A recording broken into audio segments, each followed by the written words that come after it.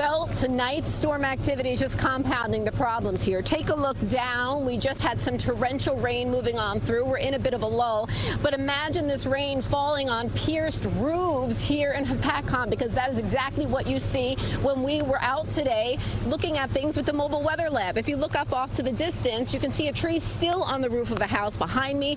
So I'm hoping those folks had time today to put up a tarp and keep the water from rolling in. That's some of the damage we surveyed. A little bit more here off to my left. These trees just twisted and splintered, torn apart by the tornado that rolled through yesterday. And honestly, this is not the worst of the damage that we've seen out and about with the mobile weather lab. Look hard enough, and you can spot the home taken captive by trees knocked down during last night's ravaging storm. The owner tells me all of a sudden the house shook. The falling trees moved it. From the air, Drone Force 2 surveyed homes ripped apart, power poles tossed to the ground, cars crushed, sheds displaced, kids' play sets sitting sideways. Both Stanhope and Hopatcong, New Jersey, got hit by an EF1 tornado with winds cranking as high as 110 miles per hour. My kids were crying. I was crying.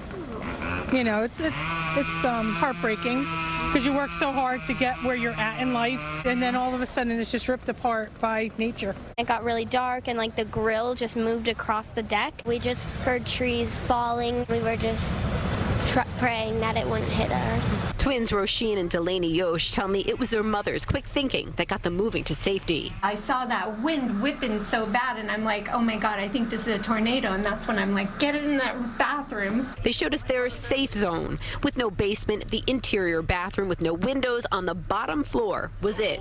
The whole family and their dog Chloe waited here for the storm to pass. I got a warning on my phone. Once I got that message, the winds just started howling. Gina Costanza says she warned her parents. They ran for the basement. I got to probably here.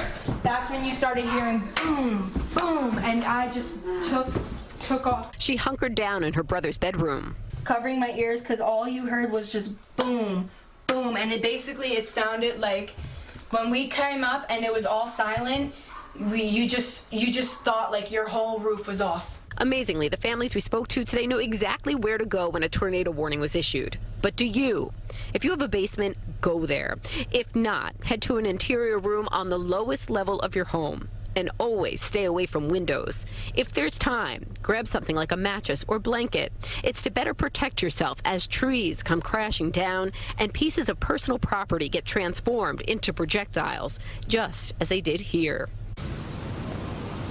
You heard the stories. We've shown you the pictures. Still more damage as you look around. Trees suspended on downed power lines. It is ugly here. Again, the threat of severe weather continues. But just so you understand, people say all of this, everything we've showed you, the stories, it all happened in but a minute. That tornado was in and out of here, but left behind a lot to be cleaned up. We're live with the Mobile Weather Lab in Hopatcong, New Jersey. Vanessa Murdock, CBS 2 News.